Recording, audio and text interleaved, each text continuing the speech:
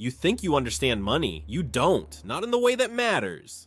Because the biggest lies aren't shouted at you, they're whispered. They're wrapped in motivational quotes and well-meaning advice. They come from friends, family, influencers, even your own internal voice. Lies like, work hard and you'll be fine. Save more and you'll win. Avoid risk and you'll stay safe. Sounds reasonable, feels responsible. It is also how millions remain trapped. I tested it, not in theory, in real life. I followed the advice everyone repeats. I tracked the results. And what I discovered wasn't just disappointing, it was revealing. Money isn't what you were taught, it is a game, a system, a psychology experiment you're already participating in. And most players are losing without realizing it. Let's start with the first lie. Lie number 1, hard work guarantees financial success. This is the foundation of modern financial morality. Do good work, get rewarded. Except the world stopped working like that a long time ago. In 1950, productivity and wages moved together. When companies made more money, workers benefited. It wasn't perfect, but the connection existed. By 2026, the connection fractured. Productivity skyrocketed thanks to automation and global optimization. Companies became more efficient. Revenue grew. Wages stagnant. Why? Because value and compensation are not the same thing. You can create immense value and still be underpaid if you are replaceable. That sounds harsh, it is also mathematically true. Think of assembly lines. Robots replaced humans because robots don't take breaks or demand raises.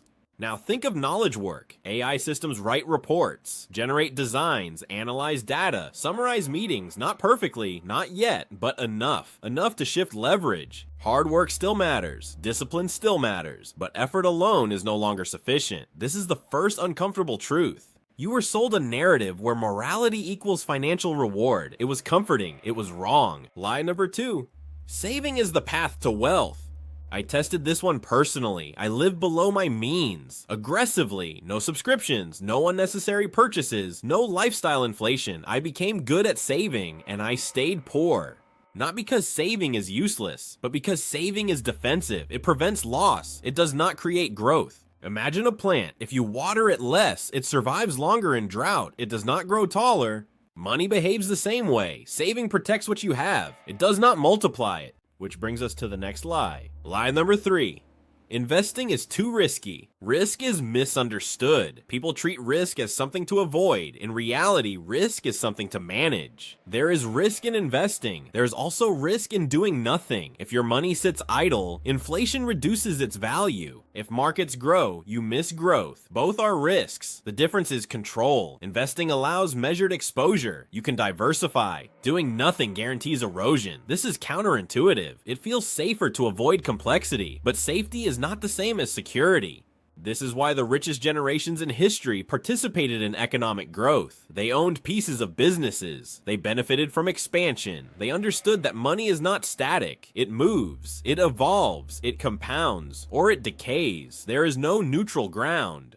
Debt is one of the most emotionally charged financial topics. People hear debt and imagine collapse, bankruptcy, stress, shame, and yes, debt can destroy lives. But it is also a tool. Tools are neutral. A hammer builds houses. It can also break windows. The problem is not the tool, it is the user.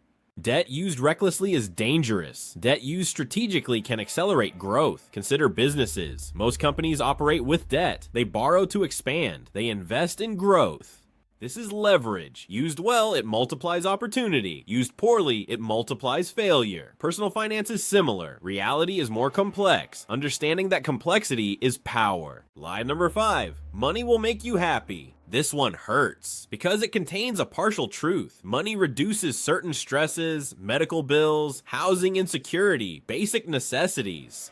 It provides options. Options reduce desperation, but happiness is not a direct function of wealth. Research consistently shows diminishing returns. Going from $0 to financial stability dramatically improves well-being. Going from stability to extreme wealth does not guarantee proportional happiness. Why? Because human psychology adapts. What once felt extraordinary becomes normal. The first luxury car excites you. By the third, it feels ordinary. This is hedonic adaptation.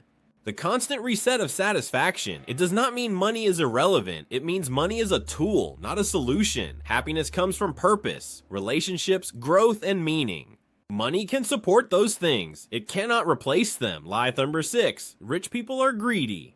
Lie number 6. Rich people are greedy. This belief is emotional. It divides the world into moral categories, good and bad, deserving and undeserving. Reality refuses to fit neatly. Some wealthy individuals act with generosity and integrity. Some do not. The same is true of every income level. Greed is not exclusive to wealth. Scarcity can produce it, so can abundance. The problem with moral judgments is that they distract from learning. If you believe wealth equals greed, you stop analyzing systems. You stop asking questions. You focus on blame. Blame feels satisfying. It solves nothing. Understanding solves problems. Here is an uncomfortable perspective. Money itself is neutral. It amplifies intent. A generous person with resources can do immense good. A malicious person can cause harm.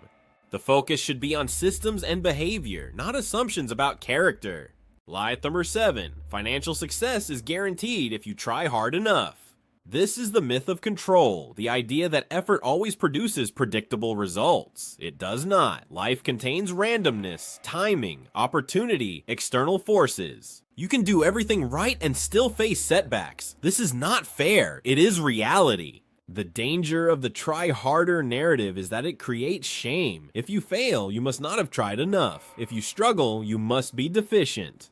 This is psychologically damaging. It ignores complexity. Success requires effort. It also requires strategy and adaptation, and sometimes luck. The goal is not perfection. The goal is progress. Now, why does all of this matter? Because myths shape behavior.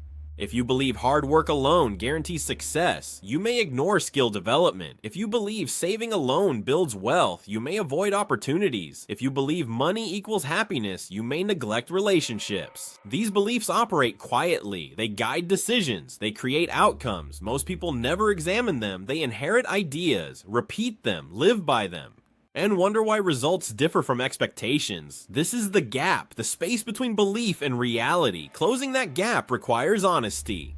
I tested these ideas because I wanted to know the truth, not the motivational version, the functional version. Here is what I learned. Money is a tool. Work matters, but leverage matters more. Saving protects, but growth creates. Risk exists in action and inaction. Debt is neither good nor bad. It is context dependent. Happiness and wealth overlap, but are not identical. Judgment prevents understanding. Effort matters, but strategy matters too.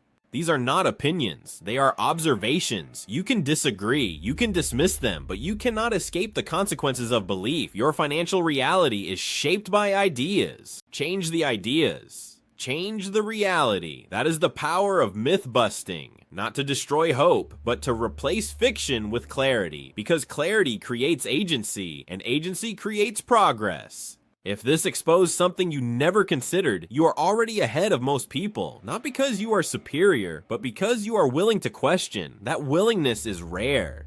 The world will continue selling simple answers. They are comforting. They are incomplete. You get to choose, simple or true, comfort or understanding, status quo or change. If you want more ideas like this, deeper, evidence-based explorations of money myths and psychological traps, this channel exists for that purpose, not to repeat cliches, but to challenge assumptions. Because in a world of noise, insight is the rarest advantage. What money belief shocked you the most today? What idea made you pause? Drop it below, not for validation, but for conversation, because growth happens in dialogue, and I read every response. See you in the next myth.